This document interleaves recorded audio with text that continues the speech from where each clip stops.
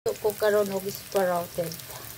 Muna ako ang mga ingredients. Sibuyas, carrots, bagu beans. Ito yung sprouted. Kani bagyo pichay. Pichay bagyo. Ayun.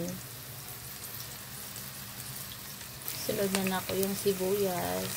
Pagkahuman, sunod na ako yung carrot.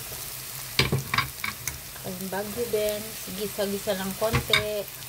Tapos mix ng konti. Lalagyan ko ng beef. Anong seasoning. Ganito, paano ba to? Ayun. Tapos, ito. Ano to siya soy sauce. Pero sticky siya kay na siya mushroom mix. Tapos, butangan na ako aning chili garlic na ako ang gihimo. Jutay ra kay sobra manika sili. Sobra kaanghang. Ganon. Waiting na lang ilang minuto. Ako na siyang butangan ng konting soy sauce. Ayun. Butang na nako yung soja ang tawag nila dire. Ayun. Tapos mix.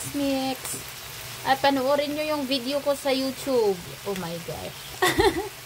Ayun, na-mix na nako siya. Waiting na lang ng mga 2 minutes. Tapos ilagay ko tong cabbage. And after, tapos na.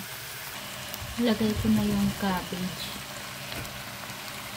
Nag-mix ko lang. After 1 minute, done na. Final.